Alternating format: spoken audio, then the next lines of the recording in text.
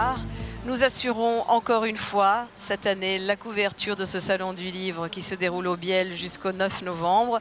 Au menu de l'émission ce soir, de la gastronomie, de la littérature et de la littérature jeunesse. Mais je commence avec notre première invitée, Fifi Aboudib. Bonsoir. Bonsoir Nanette. Fifi, vous êtes journaliste, je n'ai pas besoin de le dire, super francophone, et vous venez de signer la traduction du livre de Toufi Youssef Awad, Le Pain. Al-Rarif en arabe. Qu'est-ce qui, vous, la francophile par excellence, vous a donné envie de traduire un livre arabe qui, par ailleurs, n'en est pas des moindres? La vérité, c'est que je suis tombée dans la traduction tout à fait par hasard. Les circonstances ont fait que ça s'est enchaîné. J'avais commencé par traduire un texte pour l'Orient littéraire, un petit peu en urgence. Et puis, apparemment, on a trouvé que j'avais quelques talents pour le faire. Et ça suppose que vous êtes aussi à l'aise en arabe, hein?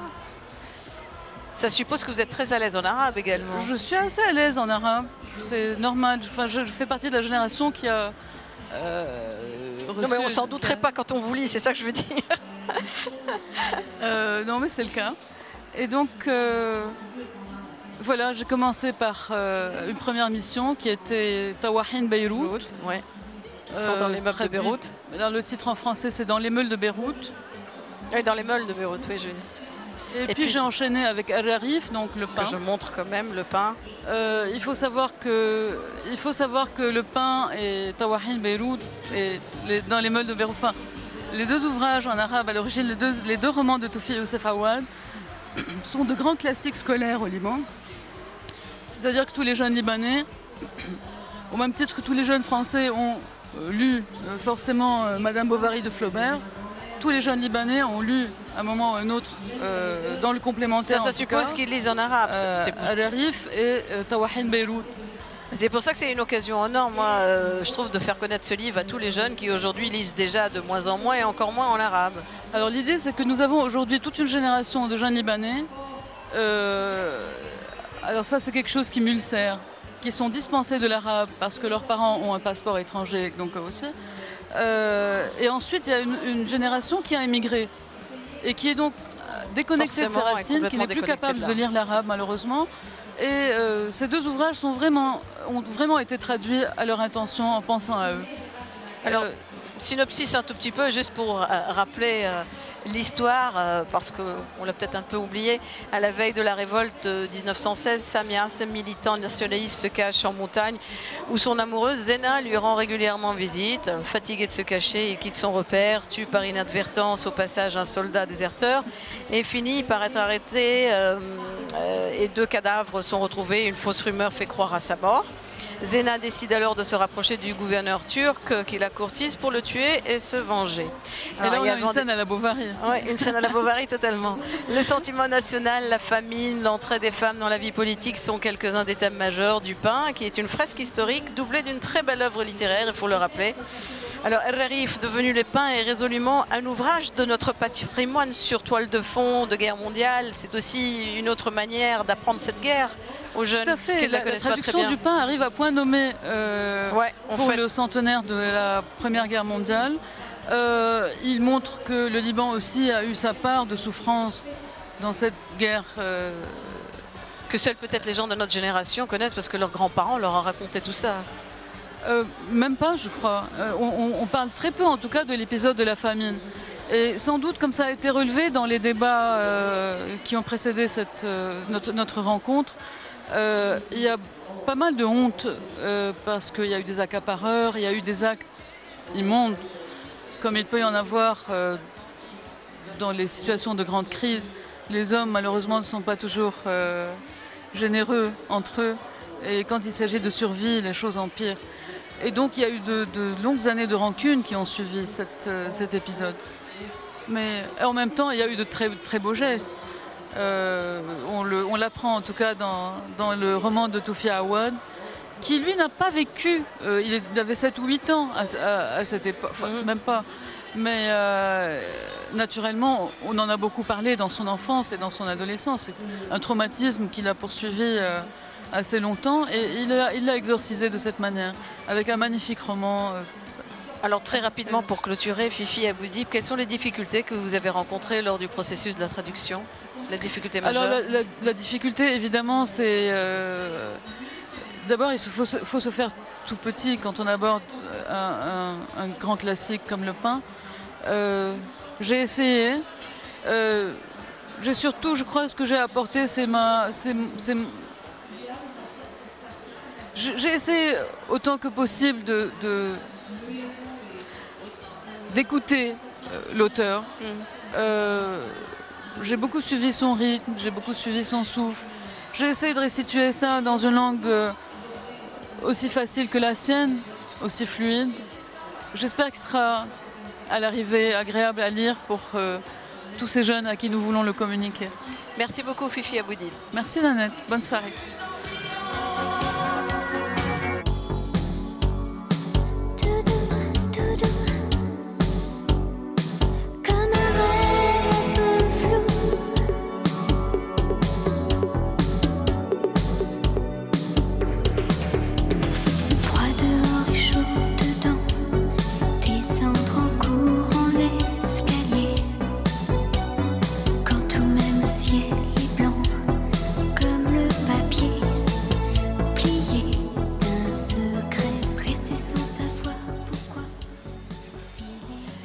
Zenana Kouziaï, bonsoir. Bonsoir. Alors, vous avez travaillé dans le journalisme avant de vous diriger vers l'événementiel. Les recettes de Georgette que je montre ici est un merveilleux livre, votre premier livre. Après sa signature sur ce salon, vous le signerez en Belgique et en France sous l'égide de l'ambassade libanaise. Alors Georgette, c'est votre mère qui vous a transmis ces recettes, qui elle-même a dû les recevoir de sa propre mère, j'imagine, non? Tout à fait. Et de sa grand-mère avant elle, et sa grand-mère de son arrière-grand-mère jusqu'au Moyen-Âge. Ou peut-être avant l'Antiquité. Alors un livre de cuisine libanais avec de très très belles photos faites par qui d'ailleurs? Par Miled Ayoub, qui est un photographe qui a un immense talent et que je salue ici. Alors, est-ce que dans ces recettes de Georgette, vous vous attelez à respecter la composition traditionnelle des plats libanais ou est-ce que ce sont des recettes revues? Non, à la base, ce sont les recettes de ma mère. Donc, comme tu as dit tout à l'heure qu'elle avait hérité de sa grand-mère. Mais comme aussi la cuisine, c'est une culture et comme c'est quelque chose qui évolue, on ne mange plus comme on mangeait il y a 50 ans, ni même comme il y a 100 ans. Donc, les recettes que je tiens de ma mère, déjà, elles étaient assez... elles avaient évolué un peu plus qu'avant. Et évidemment, maintenant, elles sont remises au goût du jour encore un peu plus. Par exemple, il y a des plats qui n'existaient certainement pas avant dans le patrimoine culinaire libanais, comme les lasagnes, les spaghettis, Mais est-ce qu'il y a des recettes qui sont un peu fusion, comme c'est en vogue en ce moment? Non, c'est la cuisine familiale, authentique, libanaise, que j'ai apprise quand je me suis mariée. Parce que... On se met toujours à la cuisine quand on se marie, c'est drôle. Zenana Kouziaï, ce qui est intéressant dans ce livre, comme dans d'autres livres de cuisine dernièrement, j'en avais reçu un sur ce même plateau l'année dernière, c'est qu'il s'accompagne de petites colonnes, dans votre cas qui racontent l'origine d'un ingrédient, qui livrent des astuces ou conseils, ou qui même relatent des légendes. Tout à fait. Je n'ai pas suivi une quelconque trame. C'était selon l'inspiration de la recette. Par exemple, le hummus m'a inspiré que non, c'est un plat libanais, purement libanais, contrairement à ce que certains pays ont voulu prétendre. Entre autres, par exemple, le fenouil. Le fenouil, ça m'a inspiré quelque chose, c'était selon une légende vieille de 6000 ans. On disait que le fenouil, on l'agitait contre les sorcières et les viles créatures. Et parfois, par exemple, le pois chiche, on l'affublait de toutes sortes de surnoms. Et aussi, parfois, il y a des colonnes astuces congélateur. Ce plat, on peut le cuisiner et le mettre au congélateur pour après. Ou bien des versions rapides propres à chaque plat. Alors, à l'heure où l'hygiène alimentaire et la forme sont deux sujets d'actualité, vous proposez un comptage de calories par portion. C'est super ça. Et là, je salue la nutritionniste Cynthia Al-Hajj aussi, qui a travaillé avec un très grand professionnalisme pour chaque recette. Il y a les calories par portion et parfois par pièce. Par exemple, la sfiha, la délicieuse sfiha, on ne dit pas par 100 grammes ou par portion, c'est par pièce. Le hummus, le fameux hummus, c'est par cuillère à soupe. Donc, c'est quelque chose de pratique pratique pour le lecteur pour qu'il sache réellement ce qu'il est en train de... Et au final, j'ai découvert, je savais que la cuisine libanaise était vraiment diététique, mais réellement avoir le nombre de calories, aucune portion, et je parle d'une portion normale, ne dépasse les 600-700 calories. C'est déjà pas mal, 600-700 calories. Non, un plat, une nutritionniste vous dirait 500-600 calories, c'est un plat light. Parce que justement, la semnée, le shortening qu'on utilisait dans le temps, la margarine. Non, oui, non, aucune recette n'est faite à base de ça. Alors, est-ce que c'est un ouvrage exhaustif des recettes libanaises pour qui veut avoir dans sa bibliothèque un ouvrage complet de référence? Quand j'ai fait ce livre, j'ai voulu en faire tout modestement un best-seller dans le sens, pas qu'il soit imprimé et comme c'est joli et qu'on le mette de côté. Mais il est joli. Il est très joli. C'est certainement un grand plus. Mais je voulais que toutes ces femmes, ces messieurs, ces jeunes filles, ces jeunes dames, tout le monde, tous ceux qui soient amateurs ou pros en cuisine, puissent profiter de ces recettes, surtout pour la réalisation facile. Et j'ai déjà les échos. La première chose qu'on me dit, on me dit comme c'est facile. Et moi, je commence mon introduction en disant la cuisine, c'est facile parce que je croyais que c'était très difficile il y a 4 ans, 5 ans, quand j'ai commencé à apprendre. Mais avoir la réalisation et quand on a les vraies recettes, le vrai temps de cuisson, c'est vraiment très facile. Zeynana Kouziaï, merci beaucoup et on va retrouver une page de publicité. Merci.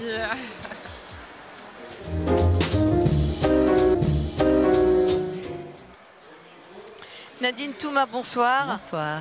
Les beaux-arts, l'anthropologie, l'écriture, le théâtre, le cinéma, j'énumère, hein, le multimédia, les contes, les marionnettes, aucun de ces univers ne vous est étranger. Des univers que vous regroupez tous sous la houlette de Dar Ombos. Alors, je rappelle au passage que vous êtes à la tête de cette maison d'édition qui fait de merveilleuses choses depuis très longtemps, à la base en langue arabe, essentiellement, si je ne m'abuse, corrigez-moi. Et là, c'est Shafi Aboud. Je montre le livre, l'histoire de la souris. Et la couverture est moins colorée que vos ouvrages précédents, ceci dit, je le dis au passage. C'est la couverture que Shafi Aboud a conçue, donc on pouvait pas faire autrement. Mais je trouve qu'elle va à merveille avec le livre, donc.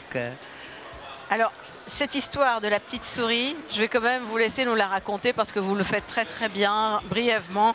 Et il y a également un CD qui accompagne l'ouvrage avec le Hanoun de Iman Homsi, qui est au Hanoun, ce que Miles Davis est à la trompette, je crois. Absolument, absolument. C'est un ouvrage d'amour, au fait, vraiment. C'est un ouvrage que Shafi Aboud a créé en 1954.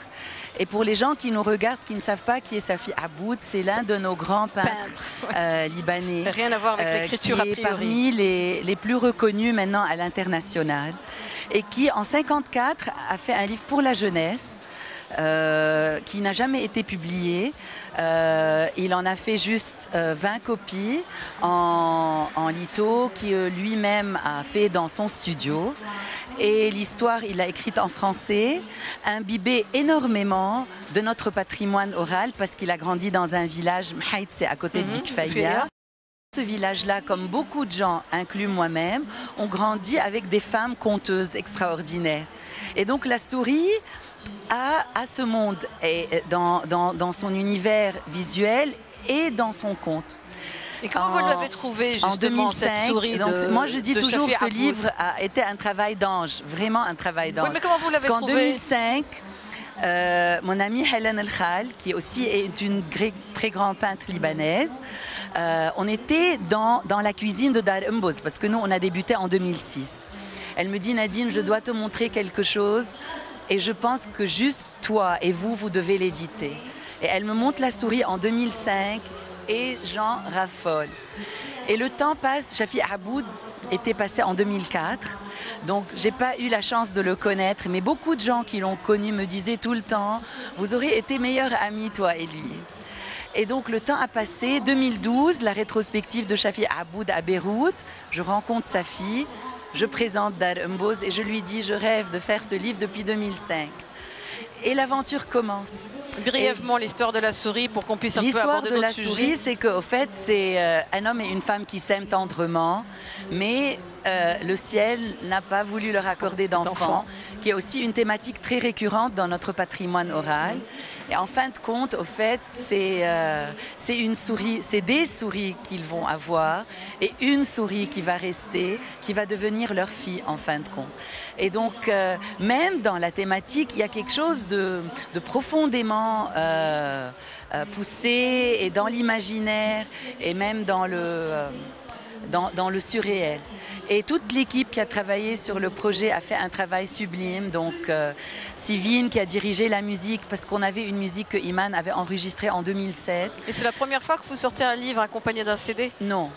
Dès qu'on a commencé en 2006, on était les seuls dans le monde arabe à faire ce qu'on appelle audiobooks, donc des livres audio. Parce qu'on trouve qu'on n'a plus vraiment de conteurs. Et on n'a plus non plus, comme l'œil a faim, aussi l'oreille a faim. Et donc, on aime toujours, tant qu'on le peut, accompagner nos livres avec des CD. Donc, sur le CD, vous avez le conte qui est conté en libanais par Maïma Karem Ahmedi et en français, accompagné de la musique de Iman Hamsi.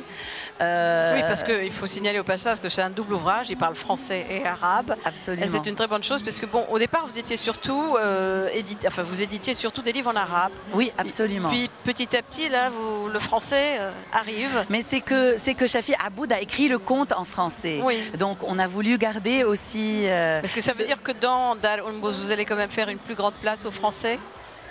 Pas tout à fait, pas Moi, forcément. je pense qu'on a un manque énorme à combler de point de vue arabe. En illustration, et de faire de belles choses, contenu, design, intégrer tout un monde visuel et sonore en arabe. Pour nous, c'est beaucoup plus important que... Il y a beaucoup de belles choses qui se font en français dans le monde, mais très très peu en arabe. Et puis ça vous donne accès à un plus grand public forcément, parce que vous avez aussi pour mission l'écologie, entre autres. Vous êtes impliqué dans de nombreuses causes. Absolument. Et absolument. je crois que c'est un bon moyen pour mener votre combat que de le présenter aux plus jeunes. Qu'est-ce que vous faites en ce moment? Quel est votre dernier combat en date? Je sais que j'ai accompagné tous les autres. Mais... Le dernier combat, au fait, c'est l'art et la culture. C'est au fait de se dire que chacun a sa propre forme de résister et de résistance. Et pour nous, pour créer une société qui est consciente, ça veut dire que c'est une société qui est cultivée, pas éduquée. Et donc, plus on fait ce qu'on fait, plus on atteint un public au large. Donc, c'est un grand public, donc c'est la famille. Donc, quand on fait un livre de Shafi Aboud avec Iman Hamsi, ça veut dire on n'a pas juste atteint les enfants, c'est la maman, le papa, la famille, éventuellement l'école, quand ils auront cette épiphanie, les écoles. Mais donc, c'est vraiment ancré de plus en plus. On prépare le salon du livre arabe et j'invite vraiment les gens. Je sais qu'il a cette image d'être moche, d'être... inintéressant, mais notre présence est aussi importante. Et donc, voilà, c'est de continuer de faire ce qu'on fait. Et nous sommes là pour vous soutenir. Nadine Touma, merci beaucoup. Nanette, c'est un plaisir. On va ensemble regarder un peu un reportage qui va nous aider à positiver avec les éditions Tamiras. Dans le cadre de Positive Lebanon, nous avons le plaisir d'accueillir aujourd'hui Léa Baroudi qui va nous parler d'une association plus ou moins jeune qui s'appelle March. Bonsoir Léa. Bonsoir. Comment ça va? Donc votre association est jeune, elle date depuis quand et quelle est sa mission principale? Alors March est une association qui est, comme vous dites, plus ou moins jeune. Elle date depuis 3 ans en fait, nous l'avons commencé. Sa mission principale est de lutter contre tout genre d'oppression sur les libertés publiques. Nous nous concentrons principalement sur la liberté d'expression parce que nous croyons que dans un pays aussi divers que le Liban, avec tellement de différentes communautés religieuses, de groupes qui vivent différemment, il est très important d'accepter nos différences et d'entendre des choses qui parfois ne vont pas nous plaire. Donc nous travaillons surtout sur ça, nous luttons contre la censure et nous travaillons aussi sur les droits de la femme. Donc ça, c'est les 2 sujets sur lesquels nous travaillons principalement. Donc la tolérance, l'égalité, apprendre aussi aux citoyens et le sensibiliser à revendiquer ses propres droits, c'est aussi quelque chose de très important, n'est-ce pas? Qu'est-ce que vous faites pratiquement sur le terrain? Alors nous travaillons surtout sur les jeunes. Nous nous concentrons sur les jeunes parce que nous croyons que ce sont eux qui vont bâtir notre futur finalement. Nous travaillons beaucoup dans les universités et nous sensibilisons ces jeunes, nous les incluons dans des workshops, dans des genres de travaux pour changer la loi par exemple contre la censure. Nous les faisons participer à des séances de résolution de conflits. Nous utilisons beaucoup l'art pour essayer de promouvoir la tolérance et pour approcher ces différences-là. L'important pour nous, c'est que ces jeunes se sentent engagés et sentent qu'eux, ils peuvent faire une différence. Donc il faut vraiment les inclure dans tout ce travail, ce que nous faisions particulièrement. Nous travaillons déjà dans 5 universités. Nous avons des clubs dans ces universités-là qui font beaucoup d'activités qui ont rapport avec donc, la liberté d'expression et contre la censure. Et nous travaillons, comme je vous dis, beaucoup sur les droits de la femme aussi, parce que c'est aussi une forme d'oppression qui doit être résolue, évidemment. Léa, ce qui m'a beaucoup interpellée, c'est le nom de votre organisation qui s'appelle March. March qui veut dire marcher, peut-être aussi aller de l'avant. Mais surtout, March, c'est le mois de mars, le fameux mois de mars où il y a les 8 et les 14 mars. C'est ça aussi, c'est un clin d'œil donc, à rassembler autour d'une même chose qui est le mois de mars, le printemps, une sorte de renouveau peut-être. Ça a un double sens, comme vous dites. C'est au début aller de l'avant. Donc marcher vers un futur plus positif. Donc dans le cadre de Positive Lebanon, c'est quelque chose qui nous encourage beaucoup. Et d'un autre côté, c'est bien sûr un clin d'œil sur le fait que nous ne sommes ni 14 ni 8, nous sommes tout le Liban et que nous devons commencer à réfléchir comme une unité de Libanais et pas comme des sectes ou des partis politiques qui chacun ont leurs propres intérêts. Donc c'est surtout ça. Et quand vous voyez qu'il y a beaucoup d'initiatives dans le cadre de Positive Lebanon, en particulier d'initiatives positives, faites par des ONG, beaucoup par des jeunes, qu'est-ce que ça vous fait? Comment vous percevez cela? Je trouve que c'est vraiment génial et je trouve que ce que Positive Lebanon fait surtout est génial parce que malheureusement, dans ce pays, beaucoup de médias ont tendance à ne promouvoir que les mauvaises nouvelles. Et ça, c'est vraiment c'est décourageant. Alors qu'en fait, il y a beaucoup de choses positives qui se passent et il faut vraiment mettre ces choses-là les mettre à l'avant parce que c'est la seule façon qu'on a de mettre la pression sur nos politiciens, sur nos groupes pour faire un changement positif. Donc je trouve que déjà cette initiative est vraiment fabuleuse et que le fait qu'on remarque qu'il y a beaucoup de gens comme nous qui travaillons, petit à petit je crois qu'on pourra faire beaucoup de beaux changements dans ce pays. Une dernière chose, si vous voulez qualifier les choses positives au Liban avec un seul adjectif, un seul mot, à quoi vous pensez quand on dit Liban positif? Est-ce qu'il y a une idée qui vous vient comme ça à l'esprit? Non, plutôt, moi je pense que les gens positifs sont des gens qui ont de la résilience. Il faut pas abandonner. Et ça, je pense que c'est une définition des gens qui sont positifs au Liban. C'est des gens qui ne perdent pas espoir et qui ont la résilience de continuer, en fait. C'est surtout ça. Merci Léa.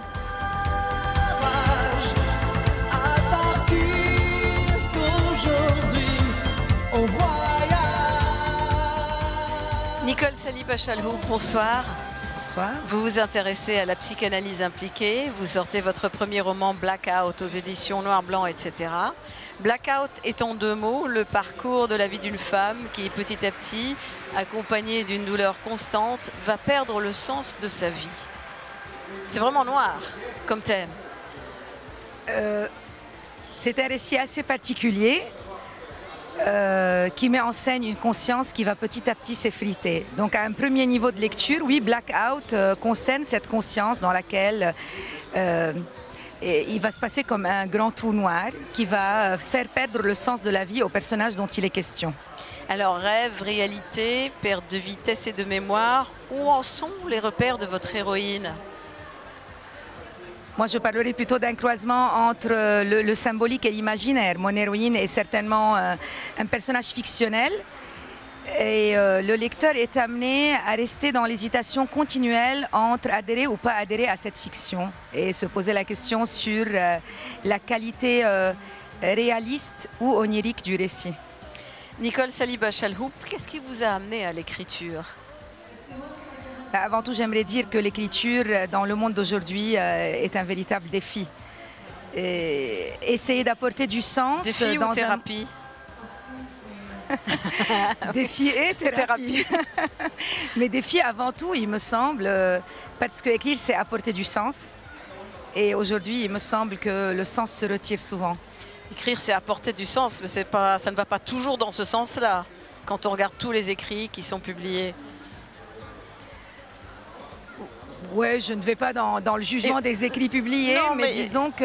C'est vrai qu'avec les rentrées littéraires super prolifiques, 650 cette année par exemple, il y a certainement des choses à se dire et d'autres à laisser de côté. Écrire reste vraiment de la haute voltige dans le monde d'aujourd'hui. Et la rentrée littéraire cette année, elle est vraiment très particulière. Il y a des romans qui sont d'excellente qualité. Ah oui, ça c'est sûr, il y en a toujours. Qu'est-ce que vous avez ressenti au moment où vous avez écrit la dernière page de votre roman? Je suis persuadée que la dernière page est un moment d'acmé. Ça l'a été pour moi et j'imagine que ça le sera pour le lecteur.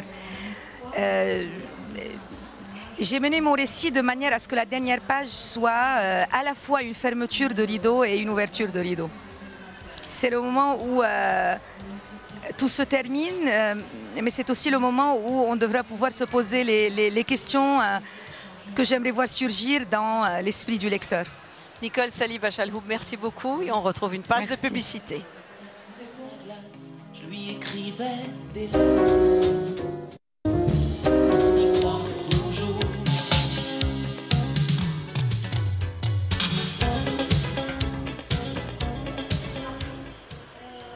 Rania Stéphan, bonsoir. Bonsoir Nanette. Vous êtes libraire et comme chaque année, j'invite les libraires à venir parler de leur coup de cœur et me raconter des histoires qu'on n'a pas forcément entendues dans le salon. Mais vous avez choisi de me parler, je crois, d'un acteur, auteur. Oui, en fait, j'ai choisi de te parler de Mémé parce que nous avons accueilli sur notre stand Philippe Torreton qui a écrit ce livre. Et moi j'étais très fâchée parce qu'il devait venir et qu'il m'a annulé en dernière seconde. Oui, à cause d'un malentendu. Mais en fait aussi, comme c'est une personne du théâtre, il voulait absolument aller retrouver des théâtres. Il a été à Hamra pour faire des repérages de théâtre. Et le livre que Philippe a écrit est pour moi très touchant parce que c'est l'histoire de sa mémé. Et c'est un livre qui a fait le top des ventes durant très longtemps. Moi qui ne lis pas beaucoup d'essais, au début, je n'ai pas voulu le lire parce que je me disais c'est un essai que je n'allais pas le lire. Et après, comme je l'accueillais, je l'ai lu et ça m'a beaucoup ému. C'est vrai qu'il y a des moments très touchants dans le livre quand même. Il disait, lui, parce que je l'ai entendu parler un tout petit peu, que Mémé, il aimait bien le titre parce que ça rentrait dans le vif du sujet directement. Ça ne parle que de sa grand-mère, mais pas de la maman, grand-mère gâteau, tricot. Une grand-mère qui a eu une vie difficile quand même, très difficile. Tout à fait, et c'est en voyant cette vie difficile qu'on comprend un peu son côté à lui qui est très de gauche, très militant, parce qu'en fait, ce qui est drôle chez cette mémé, c'est que tout ce qu'elle fait, elle le fait parce qu'il faut absolument le faire. Par exemple, elle ne comprenait pas que lui vienne d'un jogging, qu'il perde des calories qui ne servent à rien, alors que pour elle, elle pourrait faire un effort physique pour produire quelque chose. Donc c'est vrai que c'est le côté un peu dur de la vie que nous n'avons absolument pas connu. Et pour étayer ce que vous dites, j'avais relevé une citation au passage: au pays de Mémé, on ne reste pas sans rien faire, c'est comme ça, toute une vie à user pour assurer l'ordinaire, chaque jour comme une tâche, une vie de labeur, s'arrêter, c'est tomber.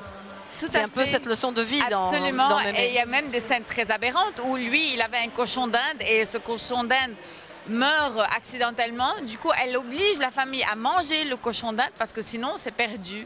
Et la scène est en même temps drôle et touchante. Donc, c'est ce mélange-là que j'ai aimé dans ce livre.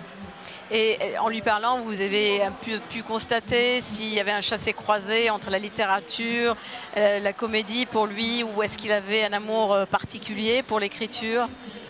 En fait, il a un amour pour l'écriture, mais ce n'est pas un écrivain à la base. Lui, c'est un comédien. Tiens. Et c'est ce besoin de témoignage qui a fait qu'il a écrit ce livre. Et je crois que c'est ce côté authentique qui a fait que ça a été un vrai succès. Rania Stéphan, merci beaucoup d'être venu nous parler de ce Mémé de Philippe Torreton à sa place quelque part. On a pu en discuter ensemble. Je vous remercie de nous avoir prêté attention et vous souhaite une excellente soirée.